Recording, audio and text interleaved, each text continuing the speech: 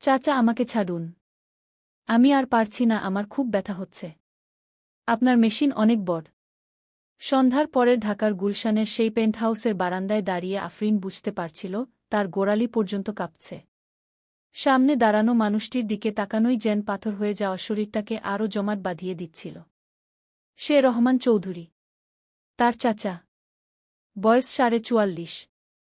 কিন্তু আজ তার চোখে যে আগুন, তার চাচা-ভাতিজির সম্পর্কের কোনো সীমানা মানছিল না। আফরিনের বাবা মারা যাওয়ার পর চাচাই তাদের পৃষ্ঠপোষক। মায়ের চিকিৎসার খরচ, তার নিজের ইউনিভার্সিটির ফি সবই রহমান চাচার দেওয়া। এই কৃতজ্ঞতাটাই আজ তার গলার ফাঁস হয়ে উঠছে। তুমি জানো আফরিন, রহমান চাচা ধীরে ধীরে এগিয়ে এলেন, তার হাতে স্কচের গ্লাসে বরফের টুকরোগুলি ঠনঠন করে কাঁপছিল। জীবনে কিছু জিনিস পাওয়ার জন্য কিছু হারাতে হয়। তুমি চিকিৎসা বিজ্ঞানে পড়তে চাও? আমি দেব। তোমার মার কিডনি ট্রান্সপ্লান্টের টাকা? আমি দেব। কিন্তু এই পৃথিবীতে কিছুই ফ্রি নয়, বাছাগি। তার গলা চড়ে উঠল। চাচা, আমি আপনার ভাতিজিগু। আর আমি একজন মানুষ। রহমান চাচার ভুরু কুঁচকে গেল। একটা পুরুষ মানুষ, যে তোমাকে দেখে বড় করেছে। আজ তুমি এতটা সুন্দরী হয়ে উঠেছ যে নিজেকে সামলানো কঠিন হয়ে পড়ছে। তার আঙুলের ডগা আফরিনের গালের প্রান্ত স্পর্শ করতেই সে সজোরে পেছনে সটকে দাঁড়াল, পিঠ থেকে গেল কাচের দরজায়। প্লিজ। না। আফরিনের কণ্ঠ করুণ এক ফাপড়ে আটকে গেল। না। রহমান চাচা হেসে ফেললেন, শুষ্ক ভয়ানক একটা হাসি। তাহলে কাল সকালেই তোমার মায়ের ডায়ালিসিস বন্ধ। ইউনিভার্সিটির রেজিস্ট্রেশনও ক্যান্সেল। তুমি ভাববে আমি অপেক্ষা করতে পারি। কিন্তু মনে রেখো, এই বাড়ি, এই শহর, এমনকি এই দেশে তোমার থেকে বাঁচার কোনো উপায় নেই। আমি সব জায়গায় চোখ রাখব। সেই দিন থেকে আফরিনের জীবন পরিণত হল এক অবিরাম পালানোর খেলায়। সে হস্টেল শিফট করল, চাচার দেয়া ফোন ফেলে দিল, পার্ট টাইম জব খুঁজে নিল। কিন্তু চিকিৎসাবিদ্যা পড়ার স্বপ্নটাকে আঁকড়ে ধরে রাখতে গিয়ে সে যে কাজটি নিল, সেটাই তার সর্বনাশ ডেকে আনল। শহরের একটি নামকরা রেস্তোরাঁয় সে ওয়েট্রেসের কাজ নিল। আর সেখানেই তার দেখা হলো আরাফাতের সাথে। আরাফাত রহমান, রহমান চাচার একমাত্র ছেলে। বয়স ২৮। বাবার বিশাল ব্যবসায়িক সাম্রাজ্যের উত্তরাধিকার, কিন্তু মন পড়ে আছে গিটার আর ট্র্যাভেল ব্লগিংয়ে। ছেলেকে শাসনে আনার জন্য রহমান চাচা তাকে বাধ্য করেছিলেন এই রেস্তোরাঁটির ম্যানেজমেন্ট দেখতে। প্রথম দিনই আফরিনের হাতে কফির কাপ ঠিকভাবে তুলে দিতে গিয়ে আরাফাতের আঙুল স্পর্শ করল তার। বিদ্যুতের এক ঝলক যেন দুজনের মধ্য দিয়ে বয়ে গেল। আফরিন মুখ ফিরিয়ে নিল। সে জানত এই মানুষটা তার শত্রুর ছেলে।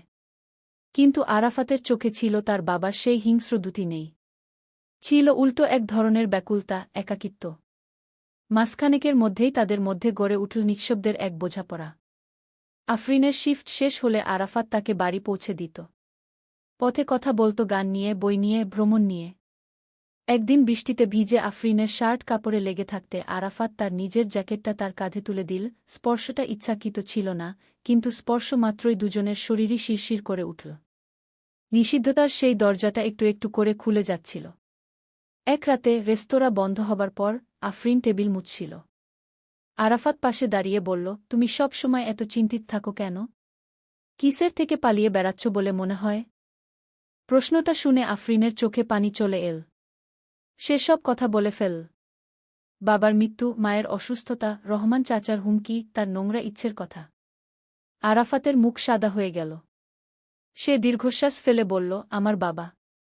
আমি জানতাম তিনি নিষ্ঠুর, কিন্তু এতটা নয় গু। তারপর সে আফরিনের হাত দুটি নিজের হাতে নিয়ে বলল, ভয় পেজো না। আমি আছি গু। ওই স্পর্শ, ওই প্রতিশ্রুতি, এগুলোই আফরিনের জন্য মোহিনী নেশায় পরিণত হল। আরাফাতের সাহচর্য তাকে নিরাপত্তা দিল, কিন্তু সেই সাথে উদ্ভূত হল এক নতুন নিষিদ্ধ সম্পর্ক। তারা পরস্পরের প্রতি আকৃষ্ট হচ্ছিল দিনের পর দিন। এক শনিবার রাতে রেস্তোরাঁর ব্যাকস্টোরে জরুরি অর্ডার সামলাতে গিয়ে তারা একসঙ্গে আটকে পড়ল। বাইরে ঝড় হচ্ছিল। আলো নিভে গেল। অন্ধকারে শুধু তাদের শ্বাসপ্রশ্বাসের শব্দ। আরাফাত তার হাত খুঁজে নিল। প্রথমে স্পর্শটা অনিচ্ছাকৃত ছিল, পরে তা ইচ্ছাকৃত হয়ে উঠল। আফরিন সরে যাওয়ার চেষ্টা করল, কিন্তু পারল না। তার সমস্ত দুঃখ, ভয়, একাকিত্ব সব যেন এই এক স্পর্শে গলে বেরিয়ে এল। তারা চুম্বন করল। তা ছিল তীব্র, ক্ষুধার্ত, নিষিদ্ধ। তার বাবার ছায়া যেন সেই অন্ধকার ঘরে মিশেছিল, আরও উত্তেজনা বাড়িয়ে দিচ্ছিল। সম্পর্ক গোপনে এগোতে লাগল। আরাফাত আফরিনের মায়ের চিকিৎসার খরচ দিতে শুরু করল বাবার অজান্তে। তারা মনে করত খুব সতর্ক। কিন্তু রহমান চৌধুরীর চোখ এড়ানো সত্যিই কঠিন ছিল। একদিন আফরিন যখন আরাফাতের গাড়ি থেকে নামছিল তার হস্টেলের সামনে, দূরে পার্ক করা একটি ব্ল্যাক কার থেকে কেউ তাদের ছবি তুলে নিল। পরের দিন সকালে আফরিনের ফোনে একটি অজানা নম্বর থেকে মেসেজ এল। শুধু একটি ছবি, সে আর আরাফাতের চুম্বনের ছবি, রেস্তোরাঁর ব্যাকস্টোরে তোলা। তার নিচে লেখা, তুমি আমার ছেলেকেও তোমার নেশায় ডুবিয়েছ। চতুর মেয়ে। এখন দেখি কে তোমাকে বাঁচায়। মেসেজ আসার 10 মিনিটের মাথায় হস্টেলের প্রভোস্ট তাকে ডেকে পাঠালেন। চাকরি চলে গেছে অনৈতিক আচরণের অভিযোগে। ইউনিভার্সিটিও জানিয়েছে তার বেতন বাকি পড়ায় ভর্তি স্থগিত রাখা হচ্ছে। আরাফাতের ফোন বন্ধ। সে যেন বাতাসে উবে গেছে। আফরিন শেষ আশ্রয় হিসেবে ছুটে গেল আরাফাতের অফিসে। সেক্রেটারি তাকে বলল, আরাফাত সাহেব দেশের বাইরে গেছেন, ব্যবসার প্রেসার। ফিরতে 1 মাসও লাগতে পারে। মিথ্যা। সব মিথ্যা। আফরিন বুঝে গেল রহমান চাচাই তার ছেলেকে সরিয়ে দিয়েছেন। এখন সে একদম একা। হতাশায়, রাগে এক ধরনের উন্মাদনা চেপে বসল তার উপর। সে সরাসরি চলে গেল রহমান চৌধুরীর অফিসে। রিসেপশনিস্ট তাকে থামাতে চাইলে সে ধাক্কা দিয়ে ভেতরে ঢুকে পড়ল। রহমান চৌধুরী তার মহার্ঘ ডেস্কে বসেছিলেন। আফরিনকে দেখে তার মুখে এক নির্মম হাসি ফুটে উঠল। অভিমন্যু এসে পড়েছে চক্রব্যূহের ভেতরে। তিনি বললেন শান্ত গলায়, এবার পথ দেখো গো। আপনার ছেলেকেও আপনি ঠকালেন। আফরিনের গলায় চির ধরে আসছিল, তাকে কোথায় রেখেছেন? সে নিরাপদ জায়গায় আছে। কিছুদিন বাইরে থেকে আসবে নতুন মানুষ হয়ে। তোমার মতো নেশা কাটানোর জন্য দূরত্বই সবচেয়ে ভালো ওষুধ। তিনি উঠে দাঁড়ালেন। আর তুমি এখন কি করবে? কোনো কাজ নেই, পড়ালেখা বন্ধ, মায়ের চিকিৎসা বন্ধ। তুমি তো জানো পথটা। শুধু আমাকে বলতে হবে। হ্যাঁ গো। তিনি এগিয়ে এলেন। আফরিন পিছিয়ে গেল। পিঠ থেকে গেল দেয়ালে। পালানোর কোনো রাস্তা নেই। রহমান চৌধুরীর হাত বাড়াল তার দিকে। সেই স্পর্শের আগে আফরিনের মাথায় বিদ্যুতের মতো খেলে গেল একটাই কথা, সে হার মানবে না। কখনোই না। ঠিক সেই মুহূর্তে অফিসের দরজা ধাক্কা লাগার শব্দে ভেঙে পড়ল। দরজায় দাঁড়িয়ে ছিল আরাফাত। তার চোখ লাল, পোশাক অপরিচ্ছন্ন, কিন্তু চোখে দিতা। সে দৃশ্য দেখে রহমান চৌধুরী থমকে দাঁড়ালেন। বাবা থামো। আরাফাতের গলায় পরিষ্কার নির্দেশ, আমি সব জানি। তোমার লোকেরা আমাকে কাল সিঙ্গাপুর প্লেনে তুলে দিয়েছিল। আমি নেমে গিয়েছি। ফিরে এসেছি গু। তুই কি বলতে চাস? রহমান চৌধুরীর গলায় রাগ। আমি বলতে চাই, তোমার সেই ছবি, হুমকি, চাপ, এসবের একটা কপি আমার কাছে আছে। আর আছে আমাদের একজন পারিবারিক বন্ধুল অ্যাডভোকেট সালমান ভাইয়ের কাছে। তুমি আফরিনের দিকে আর 1 ইঞ্চি এগিয়ে গেলে সবকিছু পুলিশ আর মিডিয়ায় চলে যাবে। তোমার সম্মান, ব্যবসা, সব। কক্ষে নিস্তব্ধতা নেমে এল। রহমান চৌধুরীর মুখ বিকৃত হয়ে উঠল।